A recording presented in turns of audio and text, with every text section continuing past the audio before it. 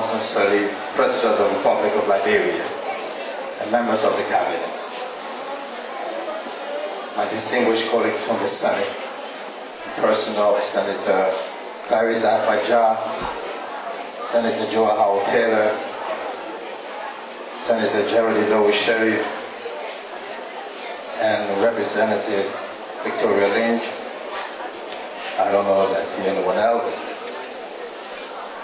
Members of the judiciary,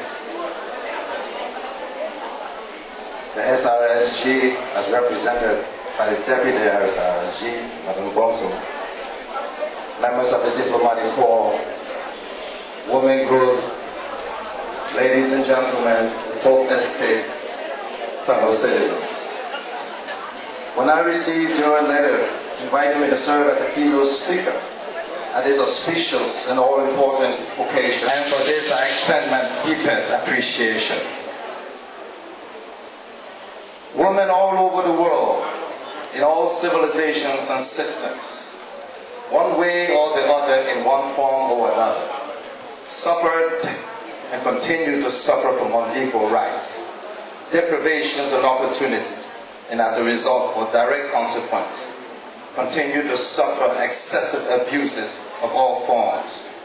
Victims of gender-based violence, rape, denials, and exclusion from primary roles in a male-dominated world is a challenge to overcome.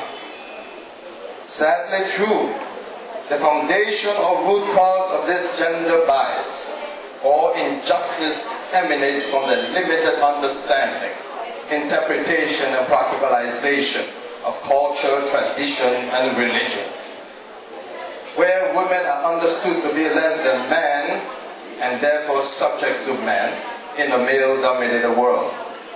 As a result, and sadly so, women in most instances are considered as objects of possession, labor, pleasure, and a means of procreation, simply put. Consequently, women are normally exposed to disciplinary beatings, where injuries are most often expected, and where society condones such as family matters or internal matters. The boy child is given priority over the girl child, and when it comes to education or prominence, with no regard to inherent capacity, ability, or competence. So much so that the birth of the boy child is more celebrated than that of the girl child. In some instances, the woman spends all of her life bearing one child after the other, trying to bring forth a boy child so as to prove herself worthy of being a good wife, or in some cases, to prevent being replaced. A woman's infidelity is grossly punishable by excessive beatings, divorce, excommunication from family, society, and religion, and sometimes death. A man's infidelity, on the other hand, is celebrated as being a strong man of influence and affluence. The wife is expected to accept this as normal. The simple justification that we men enjoy from the frequent abuses and misuse of our masculinity is a forced and reluctant acceptance that men will always be men, will always be right, and cannot be challenged or questioned by women.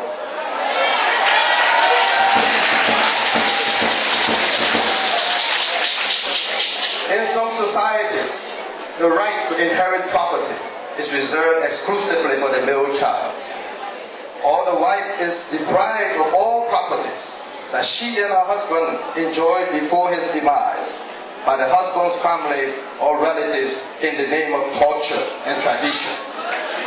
This is unfair. This is unjust. I recall from the annals of history how black people enslaved in the United States and elsewhere in Europe fought for freedom and subsequently equal rights and opportunities and progress for all. I recall Martin Luther King. I recall the mobilization and protest of black against the discrimination and servitude. I recall the relative success. I recall that such black such freed black slaves proudly returned to the African continent and founded the Republic of Liberia. In addition to their success, I may say, we experienced for a long time a settlers-dominated rule to the exclusion of the population in an attempt to gain recognition and consideration. The time of reckoning had begun, but that the power brokers at the time failed to go beyond merely sensing the fear of political tension to a more appropriate in-depth analysis of the full extent of the consequence of such a massive political mobilization of the population. They chose to fight the messenger and not the message.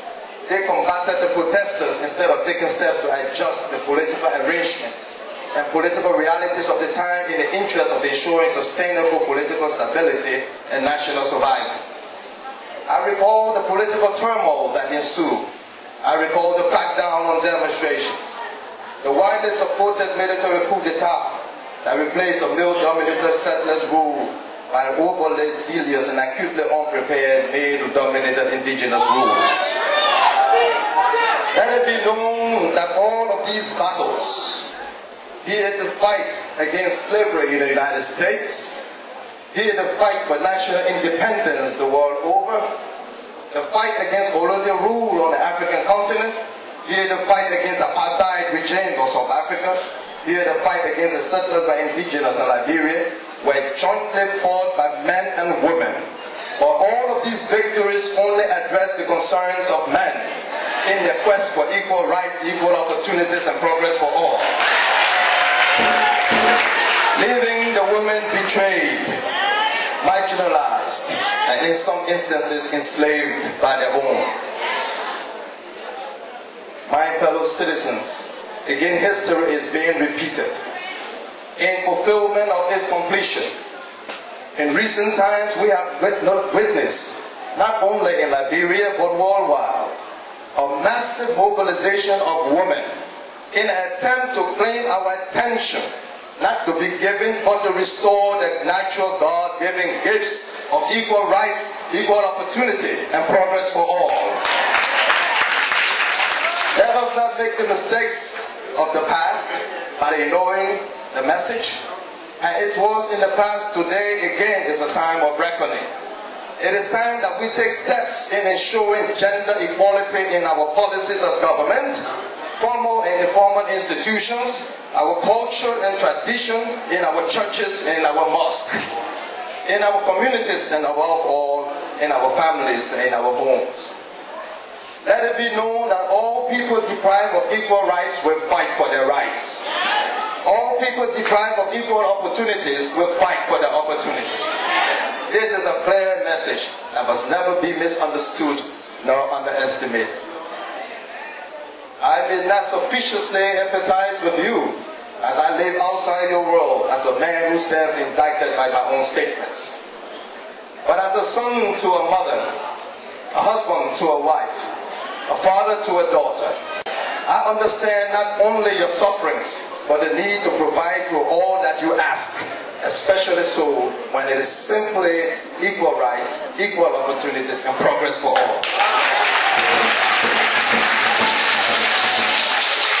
For I did not love my father any more than I love my mother, myself any more than I love my wife, and I certainly do not love my sons any more than I love my daughter.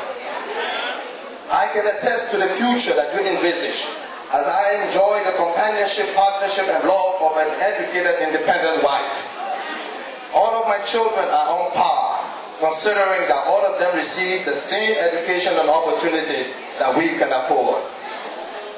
This global movement of women is bigger than any one nation's civil rights advocacy, with all women of the world working assiduously and in concert to the achievement of one objective: equal recognition. I salute you, women of the world, for working together from the four corners of the earth in strengthening the cause of women everywhere. Strong supporting the